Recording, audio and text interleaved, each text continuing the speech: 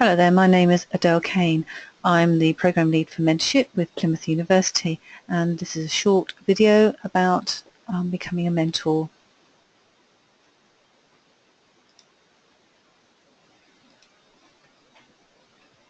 As newly qualified or almost newly qualified nurses, you will cast your mind back and remember that the mentoring role is not necessarily a straightforward, simple one, and it does require some of the complex skills that you have already started to develop. But what we want to do is look at building and developing you more to become an effective mentor. You may recognise some of these roles from the mentors that have supported you. And I want you to consider with your colleagues why you think that the Nursing and Midwifery Council say that the newly qualified make the best mentors.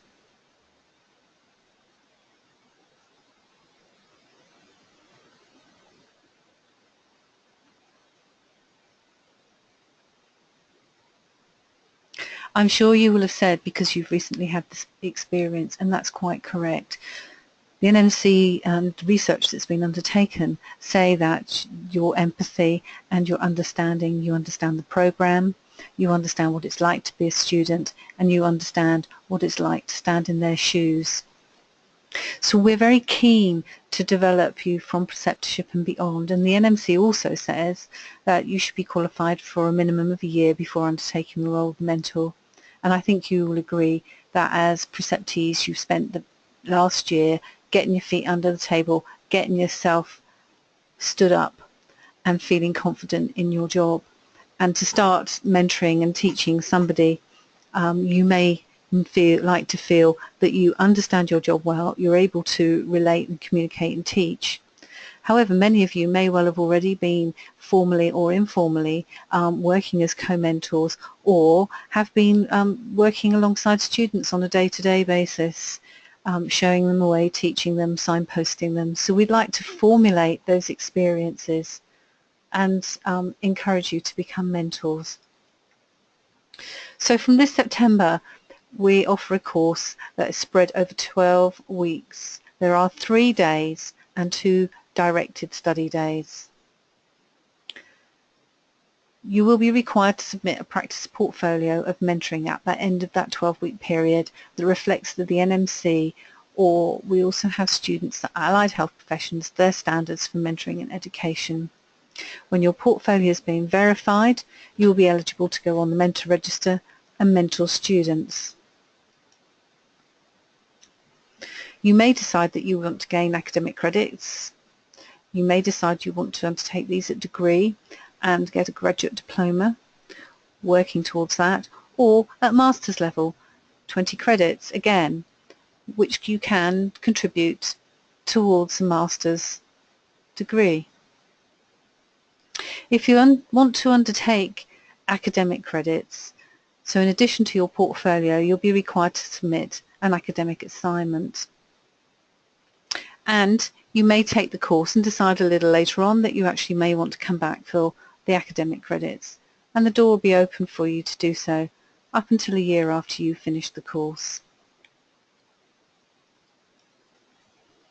So what have you got to do in the portfolio? You will be experienced at undertaking SWOT/SCOT analysis, looking at yourself and your development needs. We look at the module learning outcomes and we ask you to consider your experience, what you feel you do well at and what you feel that you haven't very much knowledge or inexperienced at. And from that, the bits where you're inexperienced or haven't much knowledge, you'll build a plan. At the end of the 12 weeks, we want a reflection on achievement of the plan that you set out. During the 12 weeks, we want you to keep a log of your mentoring experience. We would like you to develop a teaching plan and to do that teaching session and evaluate and reflect on that session, incorporating reflection on the feedback that you've received from whoever's participated in your teaching.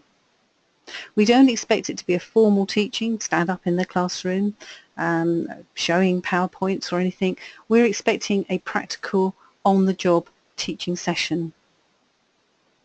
We also require a reflection on assessing and giving feedback to a learner. and also you're required to undertake a mentor update, and we require reflection on the learning that you've made from that update. The portfolio is handed in at the end of 12 weeks, and you'll receive feedback within a month of your success. We deliver the courses all over the Southwest, Plymouth, Truro, Exeter, North Devon, Torbay, or Somerset, in a location near to you.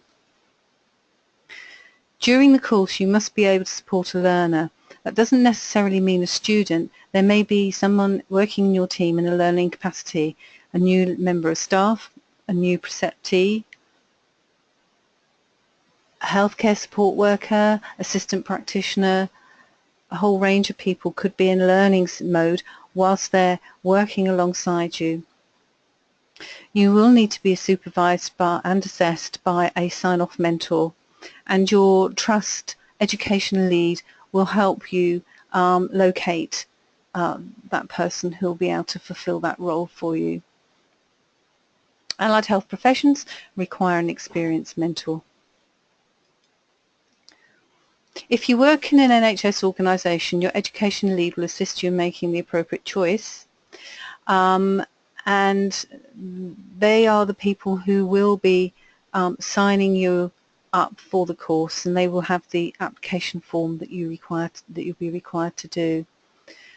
If you work in the independent private sector, you can talk to us. There are several contact details there for you, but we're more than happy to answer your questions. This course is funded currently, therefore you will not be required to pay anything. So hopefully you'll choose to do mentorship, and we look forward to seeing you on the course in the autumn or thereafter. Thank you.